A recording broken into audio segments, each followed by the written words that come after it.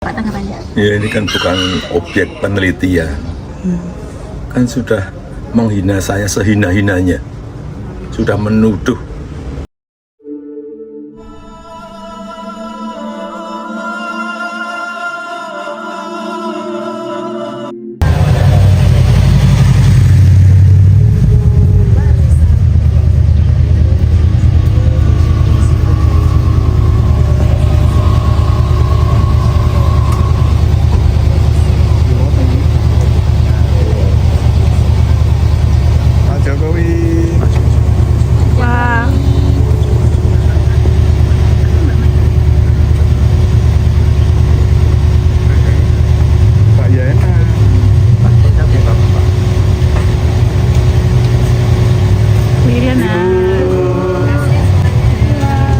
Sehat Pak.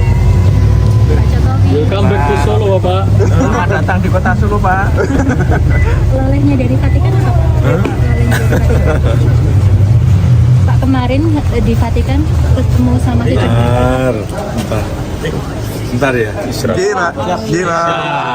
5 menit. Lolenya ada di tempatnya. Pak terkait tanggapan Ijazah.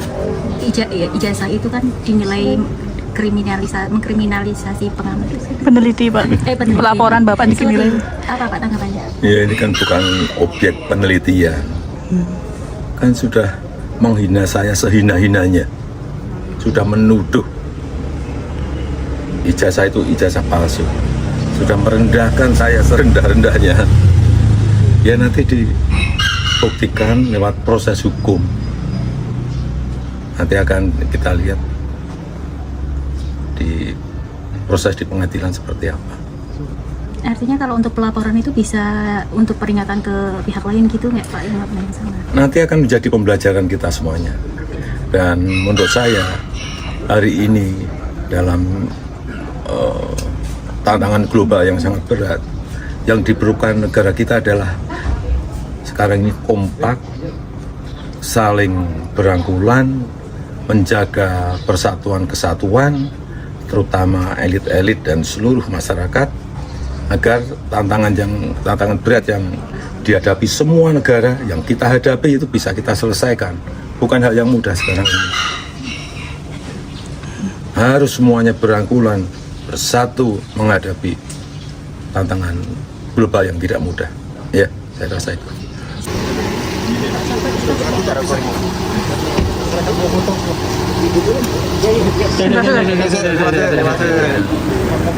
Mobil bos, mobil bos.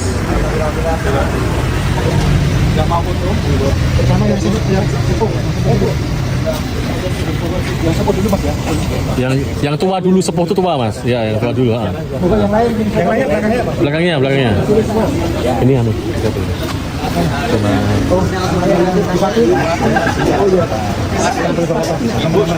Bisa ditaruh di taman aja Ibu.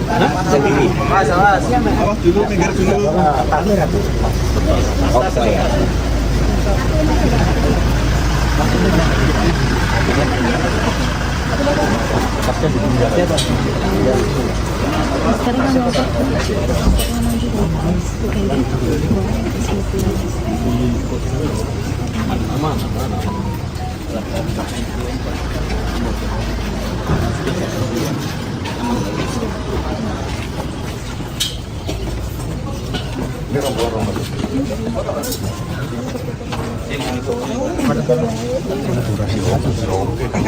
Jangan lawan orang baik. Yang kedua, jangan lawan orang cantik. Kalah kau Pak sama orang itu. Jadi jangan serang Jokowi, rugi kau. Jokowi itu lu harus jadikan teman. Lu jadikan dia lawan, modal sendiri lu kan. Pasca diperiksa 8 jam, Roy Suryo akhirnya ditahan penyidik di Treskrimsus Polda Metro Jaya Jumat malam. Mantan Menteri Pemuda dan Olahraga itu diperiksa untuk ketiga kalinya. Ya ini sebetulnya masalah ringan. Ya, urusan tujuan ijazah palsu. Tetapi memang perlu dibawa ke ranah hukum agar semuanya jelas dan gamblang.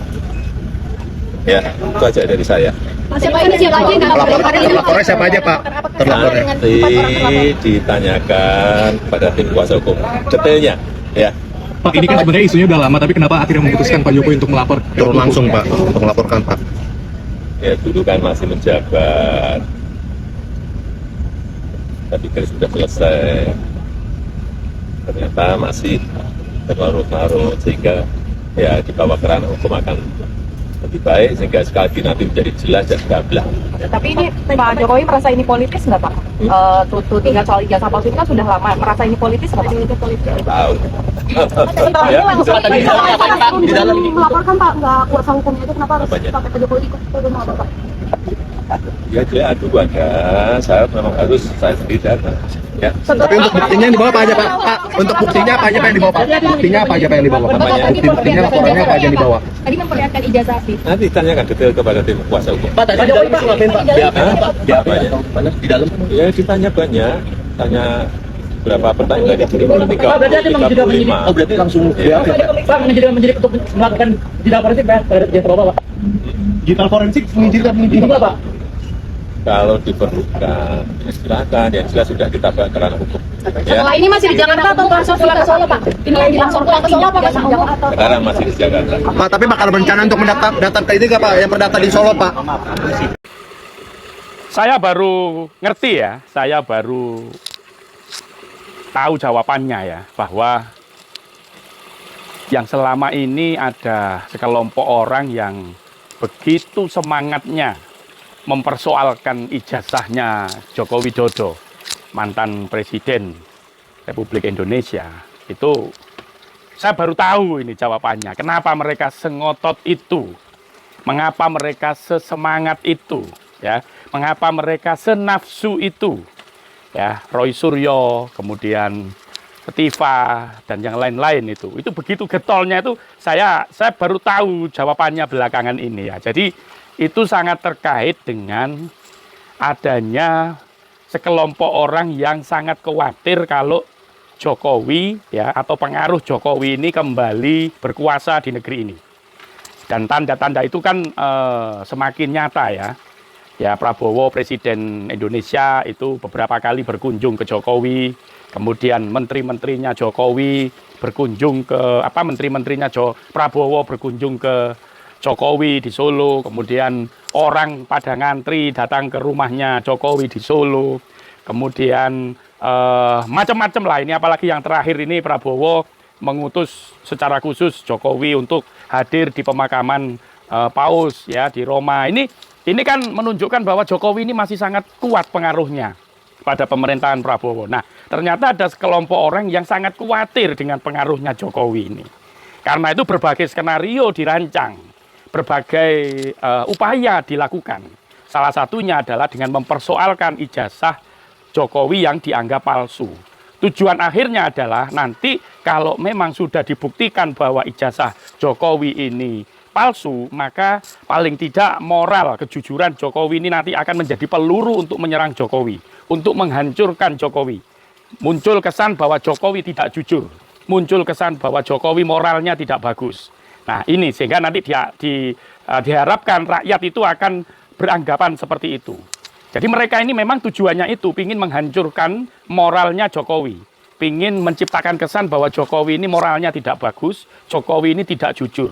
Nah kemudian ini terkonfirmasi ya atau terkoneksi dengan adanya manuver dari para purnawirawan yang minta agar Gibran ini mundur ya atau diberhentikan atau pokoknya dia sudah tidak jadi wakil presiden lagi lah gitu. Ya ini juga terkoneksi dengan manuver-manuver yang tadi.